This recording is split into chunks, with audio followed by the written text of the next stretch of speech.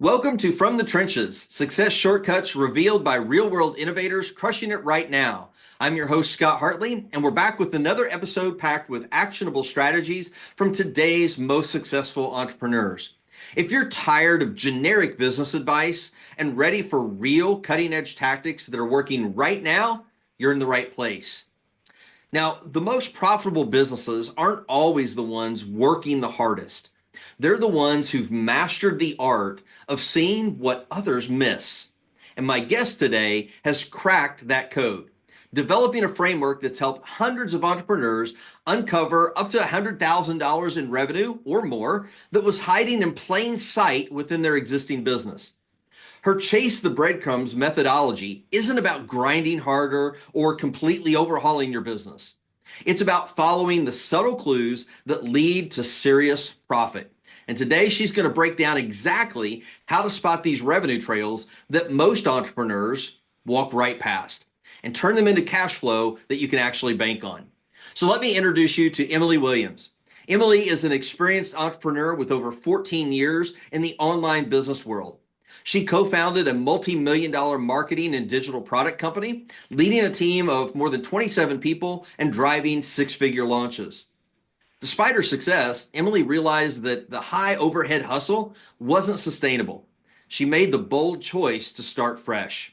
She rebuilt her business with 90% less overhead, focusing on intentional, aligned growth. Today, she helps service-based business owners translate their data into profitable decisions that drive sustainable growth. Through her Chase the Breadcrumbs framework, she helps women-led agencies uncover significant hidden revenue opportunities without getting lost in spreadsheets. Her data-driven approach combines strategic clarity with natural energy to create growth that actually feels good. Emylee, so excited to have you on the call today. Hi, I'm so excited to be here. Thank you for having me. Absolutely. So, I've seen, a lot of times, on Facebook and, different platforms, LinkedIn and stuff, that so many people offer kind of like this solution. It's like, hey, just give me 30 minutes and, I'll find you an extra 10,000, 100,000, whatever in revenue in your business. And sometimes I feel like that can be, kind of like, can they really do that? Does my Mhm. business actually have that? And I'm looking forward into what you have to share about that because your Chase the Breadcrumbs methodology, like that really captured my interest. But before we get into that, one of the things that I really want to kind of just touch upon here real briefly is that you mentioned that you had a really high performing agency. It was one of those things. And I think a lot of people, maybe they have the dreams and the vision of like, oh, I want a multi-million-dollar company and stuff. But like you discovered, that requires a lot of time and energy and effort. And you're like, I'm done with that. I want to go back to the more simple. Can you tell us a little bit about that journey and why you made that shift?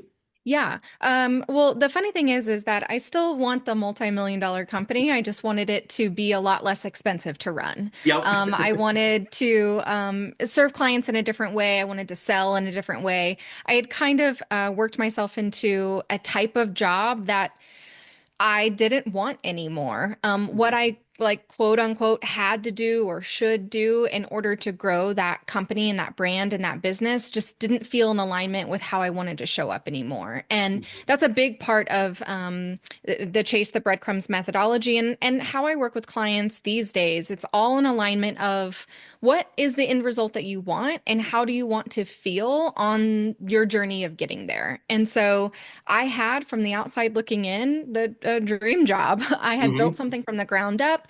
My business partner and I had literally made something from, we started as website designers and copywriters.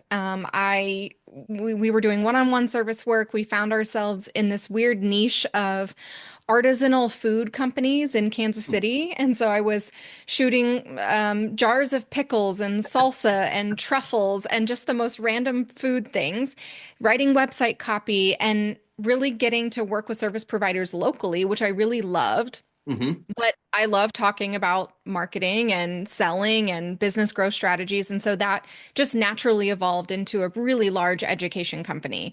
Yeah. We had, courses and programs and digital products and a membership and all of the things. And it just got really beefy, like really heavy it felt. And Hmm. I knew that I could simplify and I could go out on my own again. I had done it before, I could do it again and really simplify not just who I was helping, but how I was helping people. And I did that in 2023 and replaced my salary within 6, 7 months. And that felt really good to Yeah. basically implement the methods and the frameworks that I had developed over the past 10 years and that I had been teaching business owners. I put them to the test and they worked. And so I'm still talking about the same thing, just in a different capacity, in a much smaller scale. Yeah. And sometimes we do have to, step back and really think about, what is it that we want Yeah. out of our businesses, right? I mean, having, a big multi-million dollar business and doing all the things that, we're taught that you need to do can be great. But if Yeah. it's not fulfilling for us as individuals, then we start to dread showing up every day and then we Yep. can't serve, the clients that we're serving. And so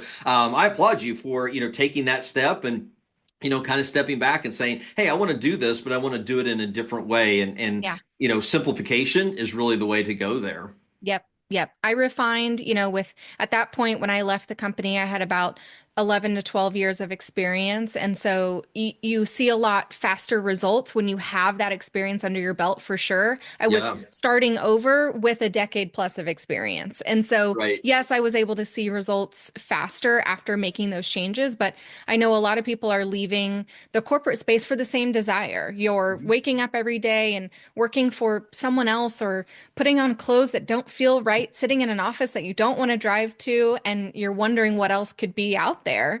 And kind of the same thing with people who are maybe you've gone out on your own and you're needing to uncover some revenue or you're going to have to go back to that space. I think Mhm. we all have our own driving factors and our own things that we're wanting to get away from Mhm. and show up differently and I know that this method can help you all really identify what are some of those profit levers for you. Yeah. So I love that segue that you had there. And, knowing that we have kind of a limited amount of time, I want to give you as much of the platform that we have to really dive into, this chase the breadcrumbs methodology. Because one of the things that I'm a firm believer in is that most businesses were taught by all of the gurus, hey, you have to go out and get new leads, get new clients, and that's the way that you're going to grow and make money. And there's no doubt that you do have to get new blood coming into For the sure. door. But I feel like all of that is to the exclusion many times of the gold mine that's sitting in our businesses. Yes. Yes. And it's exactly why I created this method because, we're in always to some degree unique economic situations, right? Hmm. With whatever's happening, whether it's a pandemic or just changes in the economy in general, it doesn't matter. Those things impact small businesses all of the time to various degrees. And we need to have at our disposal an opportunity to pull a lever for cash whenever we want. And just like what you're saying, where the only lever that we have available to us is not just getting new clients. That is a great lever, and it is Sure. one that we were always going to have to pull, and we're always going to have to figure out. This method isn't something that can cure you from ever needing a new client. Don't get me wrong. Right. And it's something that can absolutely be deployed in the interim. Yeah. I train my clients to run their own business through this methodology at least every 12 months. But this is something that you can absolutely be doing every 6 months, every quarter if you want to. There are certain aspects of this that you can be doing literally every single week or with every new lead that you do talk to. It's kind of like it just ebbs and flows depending on what you've got going on. So there are three overall steps to the process, and I'm going to walk you through all of them today. This is one of those things where kind of going back to what you were saying in the beginning, where we see a ton of posts online about like, give me 30 minutes and I'll generate this or I'll identify this. I give this method away for free. I talk Mhm. it on shows. It's a video on my YouTube channel. It's one of the first things I'll do as like an audit when I dive with a client, because in my opinion, this is like this is the bare minimum of the result that I eventually want to get for you. I want Yeah, to build really cool things together. And sometimes for us to be mentally ready to change what we're offering or offer something new or go after a new industry, we need to have a cash injection in our business that's just going to make that a little bit more stable. And so this is the gift that I just like giving everyone. And so we're sure. gonna talk about it all. So Awesome. there's three overall steps, and I'm going to share them in order that I also recommend that you kind of think about your own services and your own products. They build upon each other. Some are easier than others, and some you're going to be repeating more often than others. So I'll Mhm. explain all of them. So the first one, and okay, this is my last disclaimer before I dive into all of these things. Do not just roll your eyes and say, well, I couldn't do that, or my clients wouldn't allow for that to happen, or Yeah, my there are going to business be is different, right? exactly. You are not unique. Your clients are not unique. While I work with, my clients are typically in an agency model or they're providing a service, right? They're providing a done for you service. There are designers, SEO experts, copywriters, strategists of some kind, and they do done for you work, but this can apply to anyone. Hmm. So the very first thing we're going to do, and the whole thing of what we're looking for is how can we uncover hidden revenue. That's the whole point. What can we implement in our business where we can uncover revenue that is attainable for us because it's waiting for us to just grab it kind of thing. I picture it as it's just kind of floating over here and we just haven't created the channel for it to get to us. So that's what Hmm. we're doing. So the very first thing that I want you to do, it sounds easy and everyone's talking about this right now without even thinking about it. Go raise every single one of your prices by 5 to 15%. Every single one. And so you're going to kind of do this on two tiers. I recommend an internal price increase, meaning for clients who are already on your roster, about 5%. Let's go on the lower end of increasing those prices so that you just don't lose all of your clients tomorrow. Right. Let's look at a healthy price increase, but I want you to ask yourself, when was the last time you actually raised your rates? And if Mhm. it's been over 12 months, my average time for my clients, the average time is 32 months. They haven't raised Wow. their rates in 32 months. And I really want you looking at not just the fact that you raised your rates last year when you made a new offer. That's not what I'm talking about. I'm Hmm. talking about your legacy clients, the people who've been around for 3, 5, 6 years, a decade, and are they still on legacy rates? Have you not raised their package or refined what they're getting in months or years? Probably. Yeah. So for those folks, I want you to do a deep dive. Are you still offering those packages? Do the deliverables make sense? Does your contract need to be renewed and reconfigured? Does the scope need to be realigned? Typically, especially with legacy clients, they come in, 3 to 5 years ago on a really low package, and 3 to 5 years pass, and you're offering them something completely different because that's just what naturally happens, and you're still billing the same rate. So Yeah. that means A, you're not getting paid an equitable rate. You're not getting paid to do what you're actually doing, but you're also not protected. Your contract probably doesn't cover your new deliverables. The scope doesn't cover your new deliverables. And you're putting yourself at risk if we don't reconfigure those things and bring them up to date. Yeah. And so I recommend a minimum of 5% price increase on every single current client that you have. Now, you can time this to where it's going to be kind of a no-brainer for your clients. My favorite time to raise rates for existing clients is November, December. I give them, hey, this is what's coming because it's happening at the start of the year, but I let them know in November and December that prices are going to increase. Hmm. If you're listening to this for some reason and it's like January, February, March, don't wait. Just go back and look at your stuff. You can do a summer contract reset, proposal reset. Don't let that timing stop you from doing it. But I definitely want you to go into the archives, and it might just be 3 to 5 clients that you need to raise rates because they're legacy and you need to bring them up to what you're offering right now. But I want you to do the math. And if we're bringing those legacy clients into containers that you're using and offering right now, how much could that impact your revenue, not just today, but for the next 12 months? Yeah. Now, what about, let's say that somebody's listening and they're like, well, I'm delivering the same services that, Mhm. they signed up for, a year ago, 3 years ago, whatever that it is. Nothing's changed with the scope of work. What's the best way for me to communicate this price increase to a Yep. client? And kind of a follow-up question to that, does it make sense that if you are delivering that exact same, there's not been any scope creep, any changes, does it make sense to look at how can I add something that's not going to cost me a lot more to help justify this price increase? So kind of a twofold Yep. question.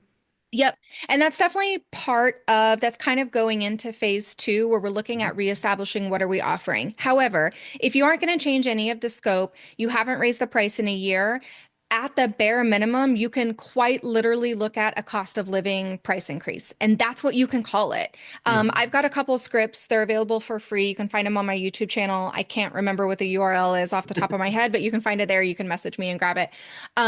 I have written out scripts for you to communicate for folks. If you're doing a cost of living price increase, how do you phrase that? How do you say it?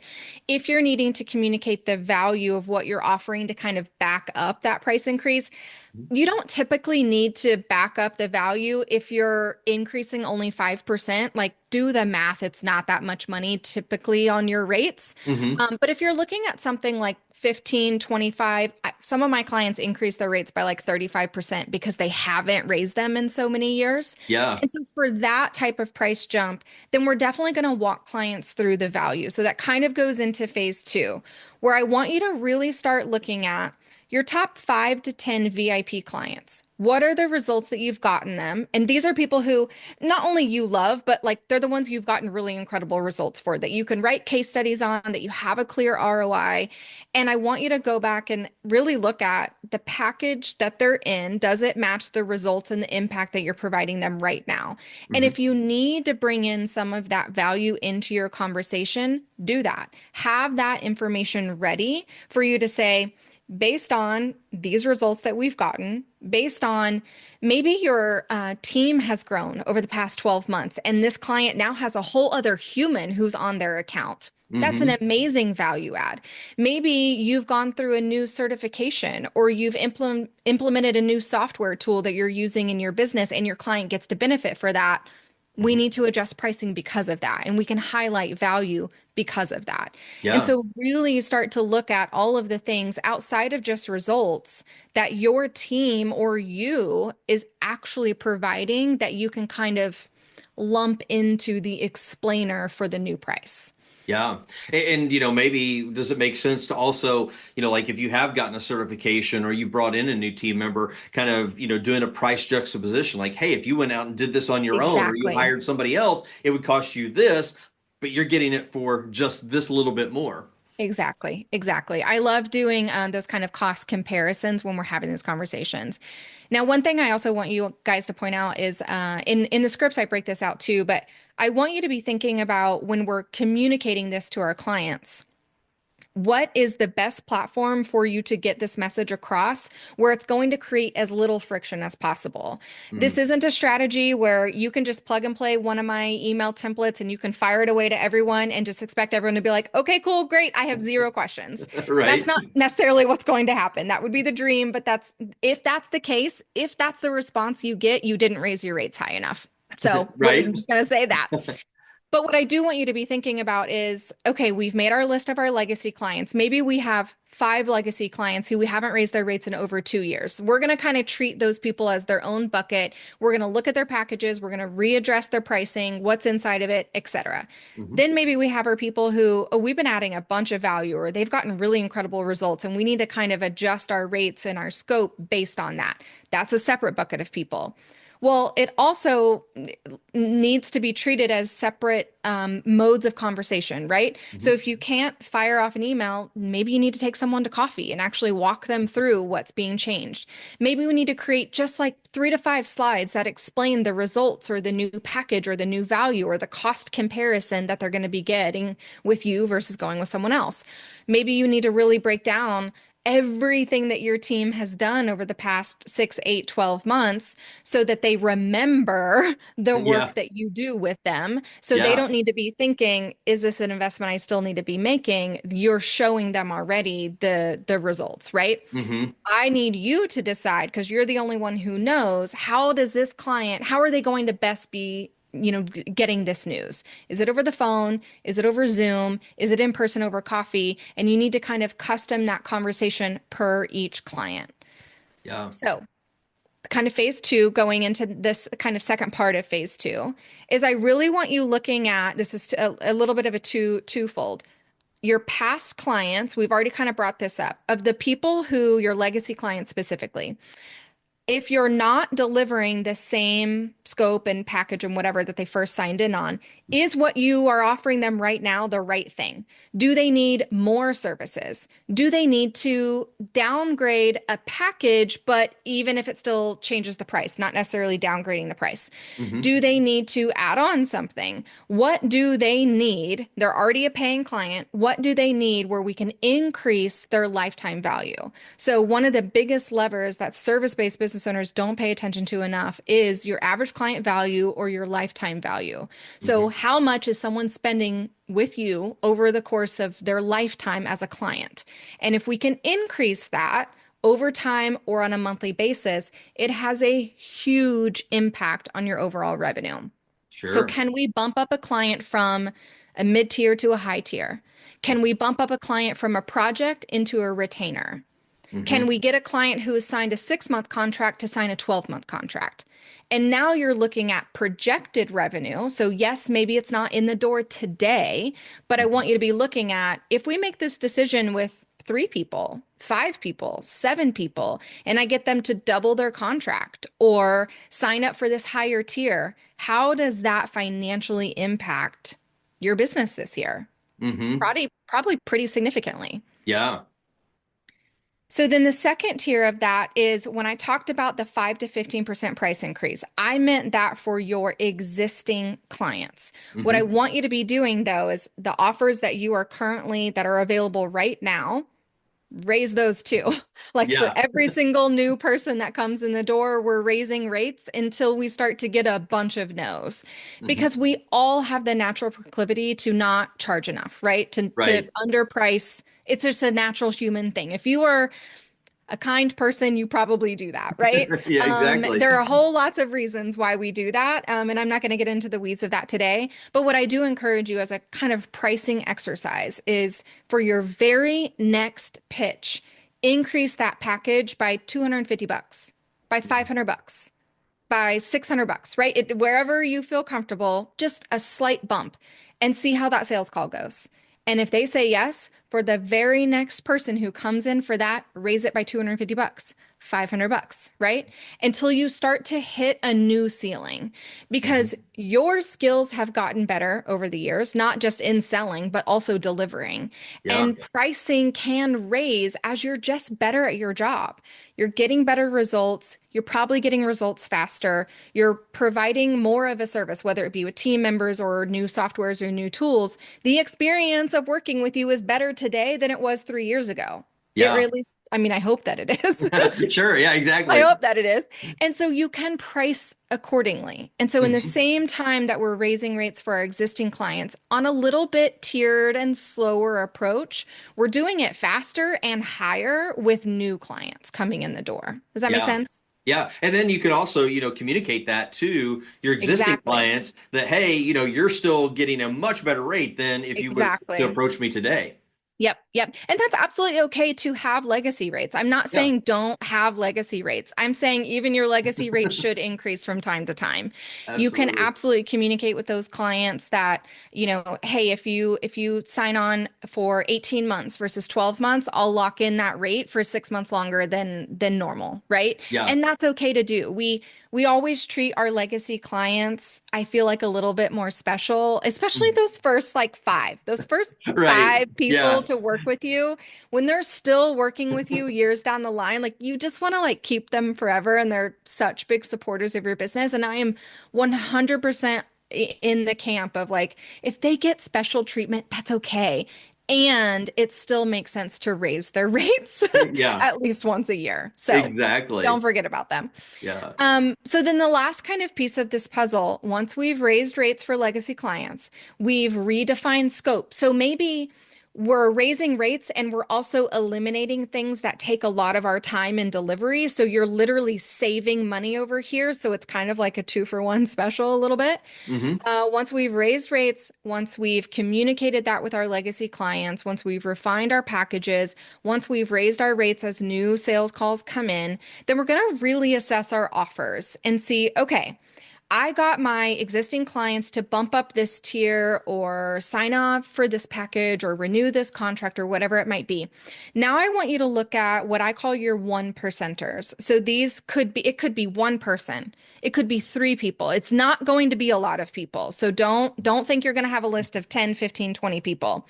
But it's clients who you have worked with in the past that you are working with right now, right? Who you love and you want to serve, and you know that you could serve these folks on a real deep level, like deeper than you're currently offering any of your clients right now. Hmm. And I want you to consider, what does what I call a high level advising offer look like for those folks? So, a couple of examples. One of my clients, we designed this offer for her to offer her 1%ers. She is a marketing agency. She specializes in paid marketing strategies, so for local businesses specifically. So a lot of Google business ads, Google My Business optimization, content, SEO, that kind of stuff. Now, she was offering these packages that offered a variety of content and pieces and things over the years, and her clients would be in various packages.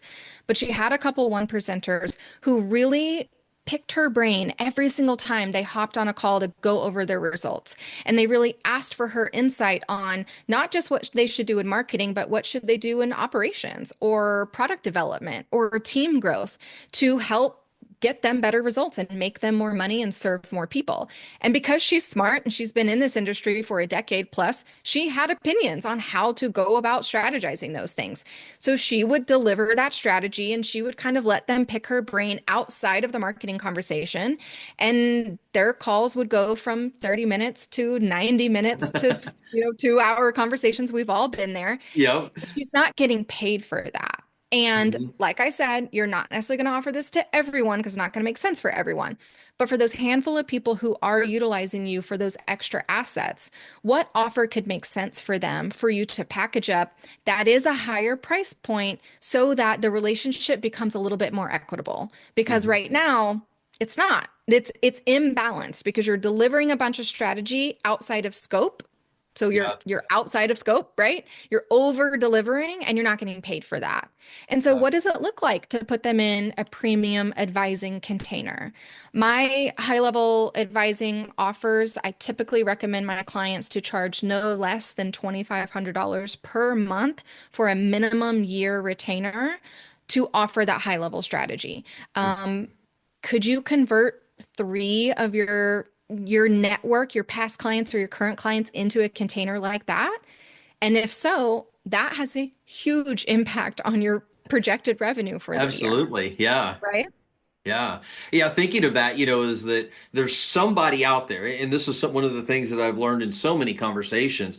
We put limits on what we can offer, but if there's somebody out there that's willing to invest Yep. in whatever that highest package that we can come up with, it may seem Yep. outrageous to us, but somebody out there wants what we can provide and they're Yes. willing to make that investment. Yep. Well, and typically, like these folks they're already getting what you want to provide. Yeah. You're just not getting paid for it. And Yeah. so I helped her. We really sat down, what is the value proposition of an offer like this?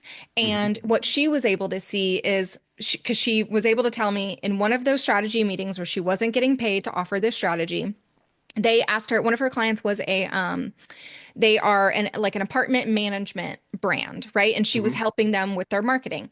And they have lots of doors, right? Lots of apartment doors. It's the language that they use in that industry. Hmm. And they were having an issue with their rent ratio. Like not enough doors were being rented, and that has obviously a huge impact on their revenue. And so she would go into the weeds with them about not just their marketing efforts to get more doors rented, but operationally and various campaigns that brought in other team members and just a different way of looking at the problem. Hmm. And they had exponential results from that strategy session, like just Wow. insane. And the projected revenue from that year over year over year, right? Because if you look at their retention for their own tenants, what does that look like over the course of the next 3 to 5 years in revenue she just helped generate for them? Hmm. So Yep. when you start to bridge those connections and really communicate that with your clients and help them visualize that, it makes investing in something like this a no-brainer. Yeah, absolutely. Yeah. So was that, I just want to make sure that I'm clear. Was that all like step number one, or were those So all the ingredients? that's the That's the whole whole three. method. Okay. That's Methodology. Okay. Yes, it's what I like to kind of look at it as like I want you to kind of chase the so I call it chase the breadcrumbs because I want you to see, okay, here's the end result, but where did that originate from? And Yeah. who did they come from? And what impacted that? And it's when you start to ask yourself like the question behind the question behind the question that you actually start to get to, all right, here's the actual move that could make the biggest difference. Yeah. And it's interesting enough that, all three of those are really small things, Really right? small That's, things. that's why you call them breadcrumbs, I assume, is because Exactly. they're really small things. And, like you said, if you start with like, okay, who's my existing clients? How can I increase that revenue by 5%? Yep. Now, one of let's talk about the elephant in the room, because I'm sure somebody listening, is going to, think about this. It's like, Yep. okay, I'm going to approach some of my clients and I'm going to say, hey, we haven't had a price increase in 32 months, let's say. Hopefully it's not that, but that's kind of the industry norm Mhm. you've seen. So we've not had a price increase. I need to raise your rate by 5%. You're going to have somebody that's going to say, I'm out. Yep. They're going to stop Yes. being a client. Yep. How do you teach your clients to deal with that? Yeah. The cool thing is that when we see the math and it's some of my people who are really hesitant to do this, I will like kind of coach them through this entire process. So we identify the people first. We identify like on our own without talking to the clients first. We identify who they are. We Hmm. identify what we should be raising their rates to, what we need to be cutting, what we need to be, refining and really outlining in the scope. And we do all the math on that first. And then say there's like 7 people we need to be raising their rates. I ask them to rank them. Who do you know is not going to have a problem at all with this conversation? Let's start Hmm. with them. Like, Yeah. who's your bet? Who's just going to be like, I don't care what you charge me as long as you never leave me? But great. Go find that person first and get them to re sign, agree to the new terms. And not only are you going to feel really good and you're going to feel confident to then go to your next best person, but by the time you get to that fifth, sixth, seventh person who may or may say, hey, you know what, I'm out, it doesn't matter because Yeah. you've just replaced probably more than what they've been paying you with these increases that you've already gotten buy-in on from your clients who are a lot easier to work with. Yeah. Chances are that person has just fallen out of alignment anyways, and that's okay. That happens to all of us. Yeah, absolutely. So the biggest thing is don't be afraid. You Right. are going to lose clients. Don't be Yes. afraid. Don't, it's going to happen. And attrition happens in business, but this, chase the breadcrumbs methodology helps you kind of mitigate against, Yes. the natural attrition or the churn that, many businesses have. Obviously, we want to keep that to as low a number as possible. But Mhm. this also makes it more equitable. One of the other things that, I was thinking about as you were talking about this is that it's easy, and especially in service-based businesses, for there to be scope creep. Oh Like I my had gosh, that, every when I day. started out several years ago. Somebody would ask for this and they were on a monthly retainer, and it's like, I'll just go ahead and do it for them. It's easy, rather than, say, I can do that for you, but it's going to be an extra investment of Yep. XYZ. Yep. And so, you let that scope creep in, and sometimes it gets to the point where you start to resent the client. Absolutely. And so this is a way to kind of help reset that and prevent that resentment so that you can, show up your best and still Yep. want to serve the client as well, right? Absolutely. It's happened to the best of us.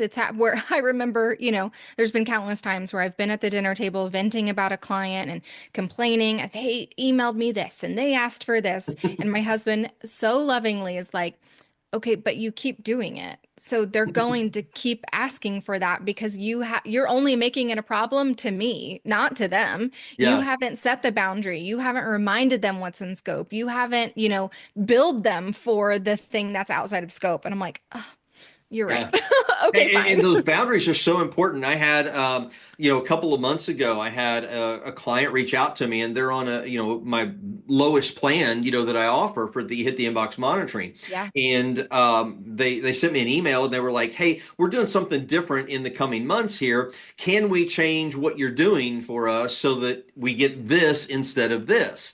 And I replied back to them, was like, "I'm sorry, but what our plan is this, and these are Yep. the deliverables that are included. I'm happy to do this for you, but it's going to be a different type of It's an engagement." upgrade. Yeah. And so, and that client decided not to do that, Right. and that's fine. But, I stood in my boundaries Yep. that because I knew for me that I wouldn't be giving myself fully to that client because I really didn't want to do that because I wasn't getting something equitable in return for my time. Exactly, exactly. We all show up better when we are in equitable relationships and partnerships, and that includes in business. And it is your job to do the due diligence of making sure that what is in your deliverables is within your capacity, Mhm. is within your hourly rate, is all of the things. And your client's not going to know what that is. And so I think sometimes there's a misconceived notion that like if we're undercharging our clients, they're going to be the ones to point it out. Nope. That's never going to happen.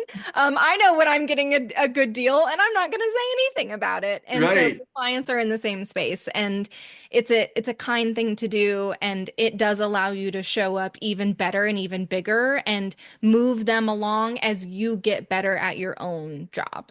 Yeah. And, one of the things, and can we kind of touch upon this at the beginning, is that, the discovering this extra revenue. It's not about changing your prior business model. It's Nope. not, oh, you've got to work more hours, you got to do Nope. more things. It's, how can we find the little things that can make the biggest difference in our Yep. business? And that's the beauty of, what you have here in this chase the Yep. breadcrumbs methodology. And then Yep. of course, I'm sure that you have a lot more. And I know we're getting close to the top of our time.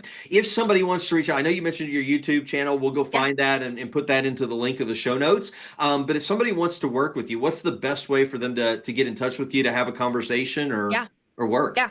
Honestly, if you guys just head to creativescatalyst.com/quickie, it's a 15-minute with me. I ask you a bunch of questions just to kind of see what you've got going on right now. There's no pitch. If it makes sense for us to move into more of a pitch conversation, we'll determine that in that call. But we can also just get to know each other and see what you've got going on.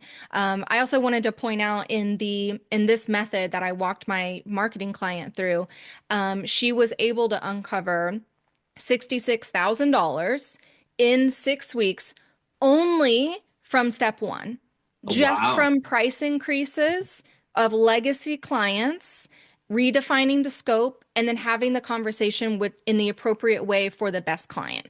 She lost some clients, but there were no new clients that factored into that 66K. And so ask yourself, is going through the uncomfortableness of figuring out what the price should be, communicating that price increase worth an additional 60 plus K in the next 6 weeks?